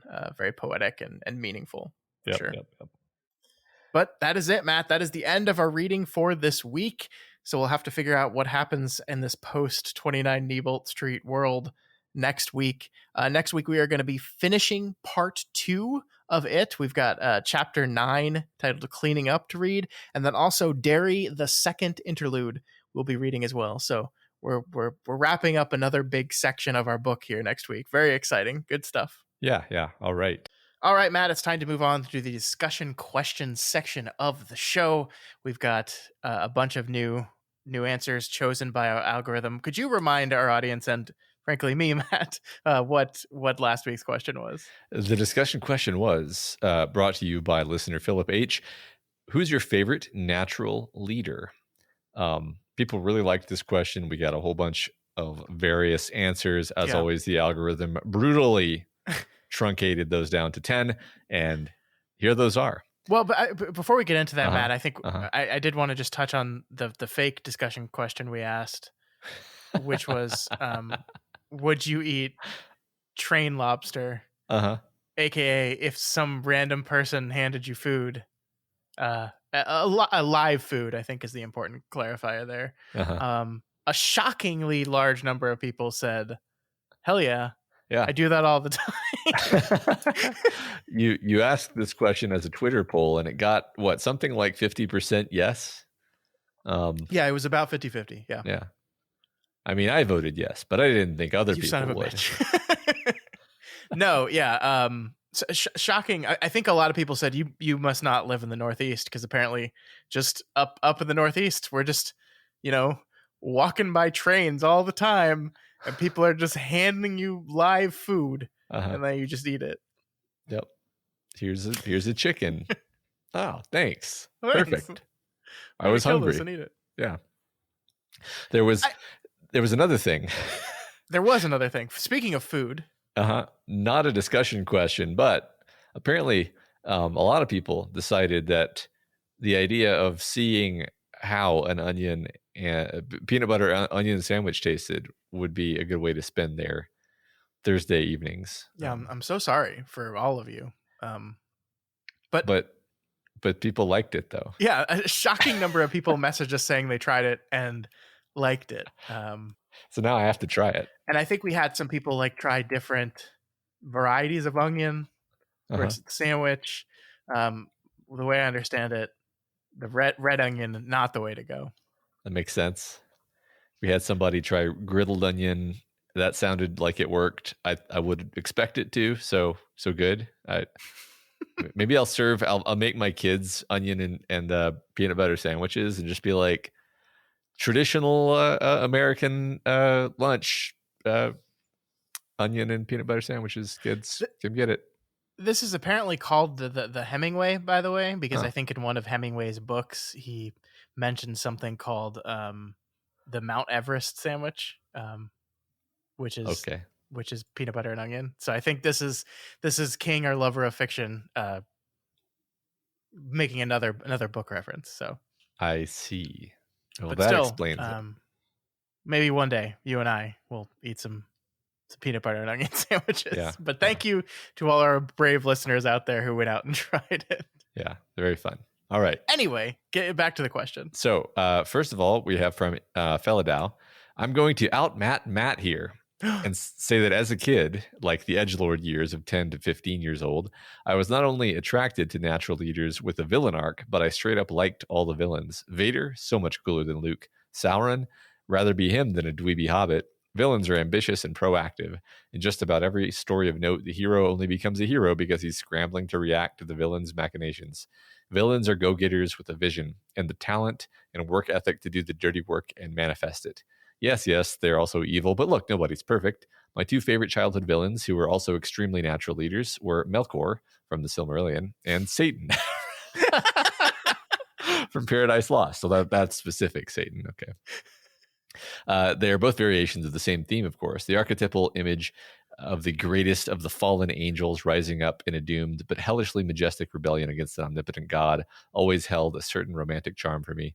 The opening books of Paradise Lost, in which Satan rallies the mighty demonic host and restores its morale, is one of the most well-known series of passages in literature for a reason. And as for Melkor, who hasn't wanted at one time or another to command a nigh-invincible army of Balrogs and dragons and conquer the world? Yeah, no, I have. Yeah, I mean, I think there's a reason why shows like Breaking Bad to this day are some of my favorite things, because it's, basically a villain protagonist. Yeah. It's good stuff. It's a alluring sort of character. I totally get it. I will say, when we asked this question, never in my wildest dreams did I think that one of the answers was going to be Satan. but I love it. I love it. Next, we have Pear Jane, who says, for my favorite natural leader, my first thought was, of course, Buffy, because Buffy. But then I decided it's unfair to select a leader who's literally the chosen one. She has supernatural powers, which is a little different than being a natural leader in the sense that we're talking about. At the risk of taking Baby Can You Dig Your Sam's answer, I'm going with Mikey Walsh of The Goonies. At first blush, Mikey is the Eddie Casbrick of the group. He's got asthma, possibly psychosomatic. He's small and physically weak, especially compared with his buff older brother, but he's also imaginative, optimistic, and has the inherent pure earnestness that only Sean Astin can provide. He's a great problem solver. He knows how to escape the Fratellis, how to avoid Willie's booby trap on the ship, and how to inspire his friends to keep moving forward when they're cold, wet, hungry, and ready to give up. And my Zoomer kids love him just as much as I did 35 years ago. Goonies never say die. How did I never know that was Sean Astin until this moment? Wait, seriously? I mean, maybe I knew it at one point and then it left my brain again, but that's great. Awesome. When's the last time you saw Goonies? Because it's been a while for me. I don't know that I've ever actually shown my kids Goonies somehow, which is an oversight, admittedly. I feel like you have to, yeah. Yeah. Especially now that Ke Huy Quan is an Academy Award winning actor. Yeah, that's great. No, yeah, that's great. I mean, I like the parallel to the sort of, or rather the connection to the, stories about kids that we're telling, where, they don't have to be some great classic hero that can just be a person with a heart of gold who knows how to lead people through their optimism and their good attitude. Yeah, no, I agree with that. It's a great answer. Yeah, for exactly that. All right, Kai Mai 1919 says, since I just finished it last week, how about Taylor from Worm? Hell yeah. Early on, she never asks to be a leader, but quickly shows her tactician prowess to see the entire battlefield, the pieces she has available to her, and how best to use them. She's able to change strategies and come up with new plans quickly. Granted, being under her command may not always be in your best interest, and you may find it difficult to sleep comfortably at night. But damn it, Slam, I'm so angry. She gets results. Matt was about to read out loud the action that Kame wrote here, which is slams fist on desk. Well, I sort of slammed my fist on my desk, but I was like, that's going to screw up like every thing that I have going on this desk, so I didn't do that. Yeah, Taylor. I mean, I agree that Taylor is a very fun kind of hero of leader character, because she basically becomes a leader because she can't stand to see anyone else give orders that are stupid. And it's not because she wants to be in charge, it's that she can't let it pass for anyone else to be in charge. So, yeah. I agree with this. I will say that having if I was being led by Taylor, I would not be happy about it. Yeah. Not the type of leader that I would like being around. Yeah, yeah. And she'd probably sacrifice you. 100%. Yeah. Next, we have DJ Nadelko, who says, my favorite leader comes from one of my favorite books of all time, and it's been mentioned many times before on the show. The book being Watership Down, the leader being Hazel Ra. Faced with a conflict that rabbits would not even be able to understand fully, Hazel trusts his friend Fiver and sets off from the warren they live in, something purely unthinkable for a rabbit to do with no concrete evidence or good reason. Without spoiling anything, the ability for Hazel to pull together a crew that trusts him and follows him through all their trials and tribulations really solidifies him as a true leader. Even Bigwig, an obviously much stronger rabbit with the potential to take over the group, chooses to follow Hazel rather than assume control. Hazel also demonstrates incredible forward thinking regarding the future of his party's living arrangements, the ability for Hazel to take risks on his own, recognize the needs of his company, i.e. needing females in the warren to scratch dens and procreate with, and making questionable friendships with specific wild-talking winged fellow, ultimately contributes to the success of his party and the overall story. On another note, TJ Detweiler from Recess was a rock star. Man, I'm so glad we've read Watership Down now, Matt, so I can be like, yes, I 100% agree. Yes. Hazel is a perfect answer to this question. Right. Imagine reading this answer and not tearing up slightly. Yeah. No, absolutely. That's a classic, right? He's a classic leader who is simply a leader because others want to follow him. It's hard to point to exactly what he does that's so great, but it's just that quality of decisiveness and vision. Yeah. I mean, I think that's why it's a great answer, right? Because it's like he just seems to have these natural qualities immediately that just like, just endear people to him and make them want to follow him.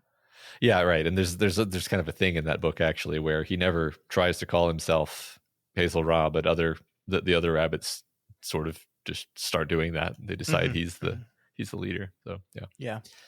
Jaraxxus Eridar Lord.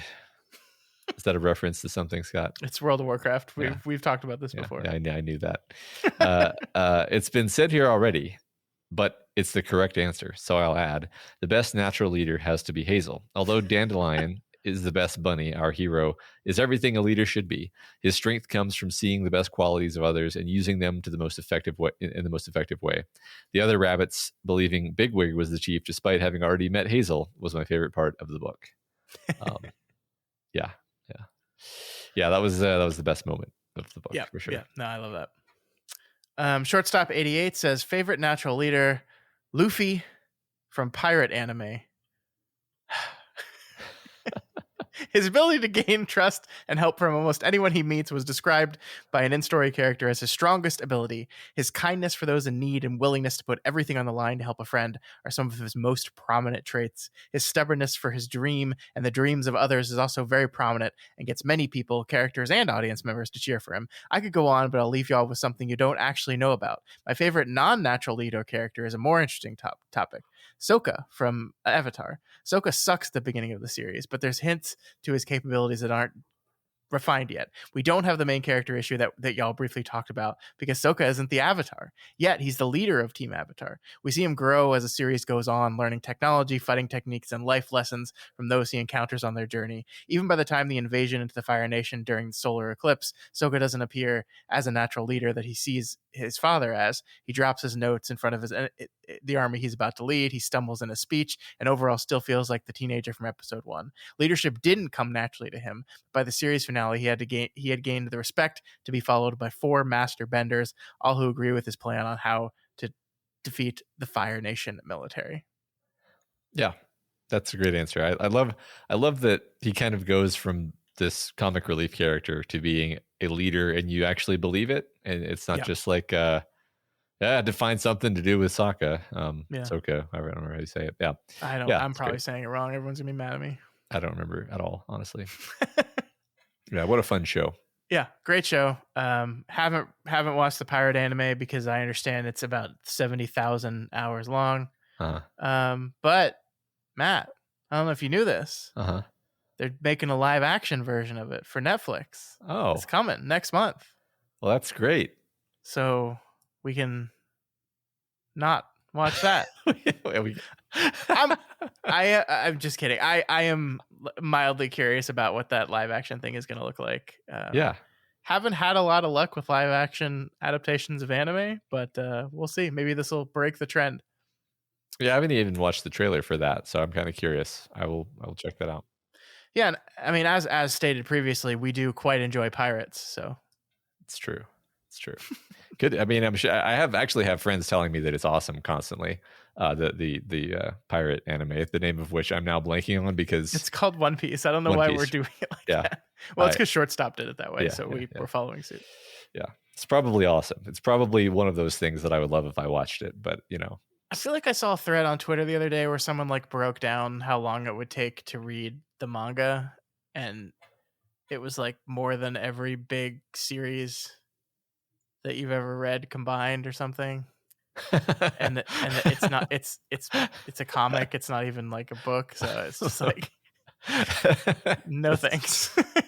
I'm just imagining that if that's literally true, more than every long series I've ever read combined, just like spending like a year and a half reading this one comic book. Yeah, it's great. All right. Aqua Lungfish says, I'm going to continue my attempts to represent a non-standard choice and say, as an example of a leader, Gerard Capuchin from the old Magic the Gathering lore. Oh, we about to get nerdy here. Let's do it. Let's go. Hell yeah. It might not be obvious, but there's a whole lot of background lore to the card game. And back when I started playing in the late 90s, the lore was represented both in the cards as well as in an ongoing series of published novels. Gerard was the de facto main character of the series. He was a born leader by default, since he was actually the last in a line of experiments to create someone perfectly bred to fight the greatest evil in the multiverse by a near deity with a major ego problem. But despite that breeding, he tended to rebel against what his creator wanted of him, lashing out and making brash decisions. Still, he attracted the loyalty of a number of people naturally, and ended up the captain of the Weatherlight, an airship and central piece of the greatest weapon ever created at that time in the story. Over the course of several years of books, he managed to lead multiple attacks, rebellions, uprising, and defenses against invasions, while recruiting a tight-knit group of misfits to be his crew. The societies of the Magic universe are very different from each other, giving even more weight to his ability to bring people together for a common goal. He was able to do this over multiple whole planes of existence, so he had a natural kind of charisma that you really only see in true leaders. He also lost a lot, both fights or battles, as well as losing a lot of friends along the way, but never truly gave up the fight he knew was right. And he had that number one sign of a good leader. He didn't really want to be the one in charge. Yeah, that's great. Unfortunately, he forgot to untap his mana in his upkeep phase. It just really fucked him for the rest of the game. Yeah, he forgot that there was a phase before the start of his turn where people could cast Counterspell, and then also an opportunity to do that again later. And yeah. Oh, Magic. No, that's a cool answer. I mean, I played Magic in middle and high school, probably about the same time Aqualung did, but I had no idea that there was actually expansive lore behind everything. I mean, it makes sense, but I just had no idea. Yeah, I think I had one novel. I don't know if I even read it, but I was vaguely aware. But that, yeah, it's cool. I love lore. I love the lore of I love the lore of things that don't seem like they should have good lore, like Warhammer 40K and Magic, and then they actually have amazing lore. So yeah. Next, we have TN Bugdoc, who says, first of all, they said that they'll happily scarf down a crate of trained lobster anytime. Gross. But for the real question, for natural leaders, one of my favorites has always been Jack Ryan from Tom Clancy's novels of the 80s and 90s. The combination of competence, integrity, and honesty imbued in the character paint a picture of a model leader. This was coupled with the George Washington-esque resistance to the trappings of power. He was an embodiment of a classical philosopher king over the long story arc from Marine Lieutenant to POTUS. Is there anyone like that out there? Wait, time out. Did you not know? He becomes president? Do you want to know? Do you want me to spoil this for everyone? Please. Yeah. So he's like, okay, this was literally 20 years ago that I read these things, but he was like, 75th in line because he had been elected to some like cabinet or put in some cabinet position or elected to something, elected somewhere somehow. And then somebody, historically speaking, this was not as crass as it's about to sound, but somebody flies a plane into the State of the Union and kills everyone, and he becomes POTUS. And then after that, he's reelected because he's so badass. Well, of course, he's fucking Jack Ryan. Yeah. Oh my God, I love books. Books are so great. What a wonderful story. Yeah, I've read a few of these, and of course, I love the movies. Everybody loves the movies. I've never read any of the books, but I've seen several of the movies. Right. Yeah. Have you watched there's the John Krasinski I think it's Amazon Prime show? That one I have not watched. I watched the first season and I really liked it, and then we just never watched any more of it. Well, for no specific reason, we just didn't. I like the character. Maybe I'll check it out. Yeah, you should. The first season was enjoyable for sure. Yeah, cool answer though. He does have those qualities for sure. I didn't know he was president. That's amazing. Yeah, isn't it? Isn't it just, and also not surprising at all considering. No. Yeah. All right.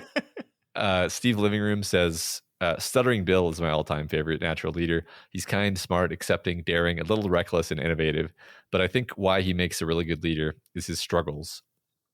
Only people who have gone through really tough times and or been picked on really, really understand how important it is to treat others well. When those folk ride into positions as leaders, they do really well. Yeah, that's yeah, great. I think that's a great answer. And I mean, that is definitely one of the qualities that we're seeming to really reinforce with Bill, is that the kindness that he treats all these other people with is just part of what endears them to him. Yeah, I think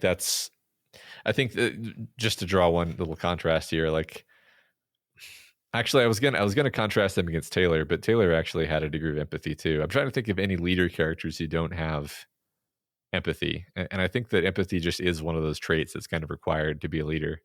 I think you would find it very hard to be a successful leader without any kind of empathy. Yeah, but makes I suppose sense. We could ask our former president. Got him. He doesn't stand a chance anymore thanks to that. Yep, that was it. That was the final. The final wound. All right. Last but not least, we have Spadoinkle79, who says, my favorite leader is Matt Cawthon from Robert Jordan's Wheel of Time series for several reasons. First, he doesn't see himself as a leader, especially on the battlefield, but his band of the Red Hand is undefeated in battle, and if there's a boss to kill, you can bet that Matt will accidentally get it done. Second, he's fair to his underlings and wants the best for them. He acts like he doesn't care, but it's actually possible the most honest and straightforward. He's actually possibly the most honestly and straightforward primary character in the series. And having a leader with the world's greatest luck and military strategy mind of the greatest generals of all time is definitely a bonus. Yeah, this is a true answer. Yeah. So this is a wild thing to read, because when I stopped reading these books, he definitely was not a leader of anything. Yeah, that's why he's the best character in the series, because he actually has the best arc where he goes from being this shiftless loser who at certain points you genuinely don't like, but pretty much as this answer says, like, he will try to be running away from a situation and then end up like having to save several people and then have a sword fight with the leader of the enemy army and then accidentally take command of a different army because their leader died, and then like like this is just how his life goes constantly. And but he's always this like kind of roguish guy who wishes he didn't have to be responsible for things, and yet the world puts the responsibility in his lap, and because he's actually a good person at heart, he can't just run away from the call of the situation. Yeah, he's my favorite really character in that series for sure. Yeah, I keep saying to myself that I'm going to eventually read the series, despite you consistently telling me, no, Scott, don't do it. And we'll see. Yeah, I wish I could give you like an abridged list or something. You know, oh well, it's part of the experience, Matt. Yeah, go for it. All right, that is going to do it for those answers this week. Thank you again for sending those in. Those are really fantastic, and of course we got a bunch more as Matt said that were also equally great. I think I saw several Matt Cawthons in our selection of answers, which again threw me for a loop, and to the point where I had to look up on Wikipedia which characters are which, because I was like, are they saying the wrong character name? Because I was so put out by that answer, because that makes me happy. In the first, I think, 3 books, that's not the character that I saw. But no, I love that. That's awesome. All right, Matt, what about next week's question? What are we asking our fine listeners for next week? Question is, who is your favorite teenage monster in fiction? Oh yeah, is it a teenage werewolf? Is it a teenage Frankenstein? Is it just a teen? Yeah, that's true. That's true. It could be a human teen who is a monster. Yeah. There's so many options. There really are. Yeah. And again, like any discussion question, the interpretation of those words is entirely up to you. So run with it, have fun, and we hope to get a bunch of great answers next week. Yep. But that is going to do it for us here this week. As we already said, next week we will reach the end of part 2 of it. We're going to be covering 2 chapters next week, chapter 9, Cleaning Up, and Derry, the Second Interlude. Matt, I wonder if you could possibly guess who the focal character for chapter 9 will be next week. Could you guess for me? So the last one was arguably about Mike, right? No, not the interlude. Chapter 9. Okay. I'm sorry I put you on the spot here. I really thought this would be super quick and obvious. I mean, my off the cuff guess is just going to be Bev. But yeah, it's the one we haven't done yet. It's the one we haven't done yet. I'm like, see, I'm going galaxy brain here. Yeah, I'm figuring it's going to be Bev. But the interlude question was the one that I was trying to. You know what? I'm just going to stop talking now and say Bev. Bev is. You got it right. That's all that matters. Okay. Hooray! Right. Yeah, good. Chapter 9 is a Bev chapter, and it's a good one. So I look forward to chatting with you about that next week. Awesome. Remember, you can reach us via email at kingslingerspod@gmail.com or on Twitter at kingslingerspod, and over on the subreddit at r/doofmedia. It's a great place to answer that discussion question or just hang out and participate in some other discussions that are going on all the time. Yeah, absolutely. And if you are not already a subscriber to our wonderful podcast, we strongly recommend you do so. Just make sure you don't miss any episodes or any other announcements or anything that feed will give you access to. You can find us on Apple Podcasts, Spotify, YouTube, Google Play, and pretty much anywhere in the world that podcasts exist. Yeah, if somebody can hurl our podcast off a moving train and you can catch it and eat it if that's your thing. Yeah. If you like Kingslingers and you want to support us, then please consider donating to our Patreon at patreon.com/doofmedia. Speaking of which, special thanks to new patrons Pad QS, Andrew, and Kim P. Thank you so much. We hope you enjoy the stuff we have over there on the Patreon. But of course, if you cannot afford to support us on Patreon right now, that is absolutely fine. There are tons of ways to help us out that aren't monetary ones. You can share this podcast. Again, we're saying this. It is a popular book. We can see that in our numbers. A lot of people are joining us for the very first time here, and that's very exciting to us. And we know that's because you guys are sharing it with your friends. So please, please, please keep that up. Another thing you can keep up is writing us those wonderful ratings and reviews. Those are great, and they really do really, really do help us. So please keep sending those in. This week's Spotlight review comes from, oh boy, Matt, how do we say this name? Scalajak? It's